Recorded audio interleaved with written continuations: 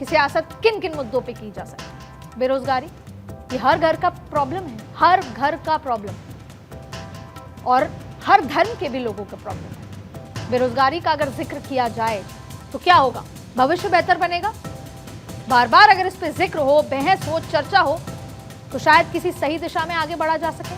महंगाई जैसे मुद्दे पर अगर चर्चा की जाए तो गरीब को राहत दिलाई जा सकती है।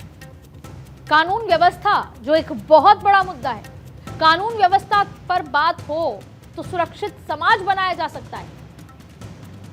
शिक्षा पर बहस की जाए तो बच्चों को बेहतर कल दिया जा सकता है। और किसान की अगर बात करें सियासतदान, तो खेती को उन्नत बनाया जा सकता है जिससे 140 करोड़ लोगों का फायदा होगा। तभी तो बनेगा हमारे सपनों का भारत, तभी तो तैयार होगा हमारा वो भारत जिसका हम सपना देखते हैं, जहां त्योहार और मजहब के बजाय मुद्दों पर बात हो। वो सोने की चिड़िया बनाने की दिशा में एक बार फिर आगे बढ़ा जाए। और इसकी शुरुआत भी हमें और आपको मिलकर करनी है। हम हर बार पॉलिटिशियंस पर, सियासत पर इसको नहीं डाल सकते, और हम हर बार किसी भाषण से भड़क नहीं सकते। हमें सही गलत खुद सोचना होगा। और हमें पता भी है, हमने भारत का इतिहास देखा है, क्योंकि हम गांधी के देश से हैं जो कहते थे कि उपदेश देने से पहले उदाहरण बनिए। तो क्यों ना आज मेरे साथ आप भी अपने जानने वालों को एक सीख दें कि एक शजर ऐसा मोहब्बत का लगाया जाए जिसका हम साए के आंगन में भी साया जाए। इसका मतलब यह है कि एक पेड़ ऐसा लगाया जाए मोहब्बत का कि जो हमारे हमसाए हैं, पड़ोसी हैं, वहां पर भी हम छांव दे सकें, शांति दे सकें।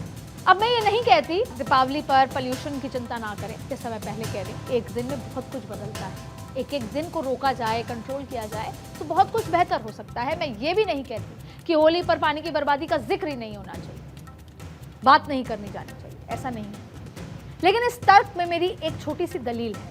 मीडिया रिपोर्ट्स के मुताबिक होली पर हर आदमी औसतन 2 बाल्टी पानी का इस्तेमाल करता है, यानी करीब 30 लीटर। और अगर 5 लाख लोग रंग खेलते हैं तो इस लिहाज से करीब 150 लीटर पानी बर्बाद होता है। लेकिन क्या आप ये जानते हैं कि भारत का हर साल करीब 3000 क्यूबिक मीटर पानी की जरूरत है, जबकि हर साल हमें बरसात से 3880 बिलियन क्यूबिक मीटर पानी मिलता है, और इसमें से 1122 बिलियन क्यूबिक मीटर पानी हमारे इस्तेमाल लायक होता है, जबकि हम सिर्फ 699 बिलियन क्यूबिक मीटर पानी ही इस्तेमाल कर पाते हैं। और इसकी वजह यह है कि हमारे वाटर मैनेजमेंट सिस्टम में बहुत कमियां हैं। ये आंकड़े दर्शाते हैं कि हम किस तरीके से मैनेजमेंट कर सकते हैं, लेकिन इस्तेमाल कितना कर पा रहे हैं, क्योंकि मैनेजमेंट सिस्टम में कमी है, वाटर हार्वेस्टिंग। और ये दर्द सिर्फ इतना ही नहीं है।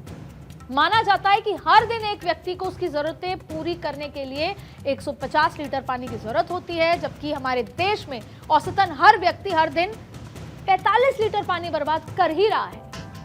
यानी होली के एक दिन बर्बाद होने वाले पानी से भी कहीं ज्यादा। इतना ही नहीं, भारत में हर दिन प्रदूषण से औसतन 5700 मौतें हो रही हैं। लेकिन बात पर विवाद बढ़ाने वाले नए ट्रेंड में हमें पानी की बर्बादी या प्रदूषण की चिंता सिर्फ होली दिवाली के दिन होती है। मैं ये बिल्कुल नहीं कह रही कि पानी की बर्बादी या पोल्यूशन बढ़ाना जायज़ है, लेकिन मैं ये ज़रूर कह रही हूँ कि अगर चिंता करनी है तो साल भर करिए, अपने फ़ायदे के लिए एक दिन नहीं। पर शायद होली, दिवाली, ईद, बकरीद पर यह विवाद बढ़ाकर कई लोग हमारे समाज के मूल डीएनए को डेंट कर रहे हैं, और ये हमें समझना जरूरी है। हमारा डीएनए हमें को एग्जिस्टेंस सिखाता है। अनेकता में एकता हमारी पहचान है।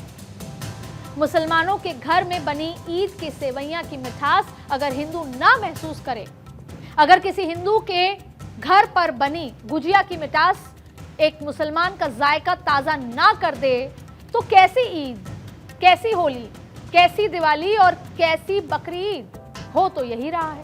अंत में सिर्फ इतना ही कहूंगी कि हमें मजहबों ने बांटा नहीं। कहिए ये कि अब हमारे दिल में एक रहने का इरादा ही नहीं। मजहबों ने तो इंसानियत सिखाई थी, इंसान से इंसान के संग्राम की ये जिद तो हमने अपनाई है। किसी ने क्या खूब कहा है, अब हमारे देश में कोई हिंदू, कोई मुसलमान, कोई ईसाई है, बस सब ने इंसान न बनने की कसम खाई।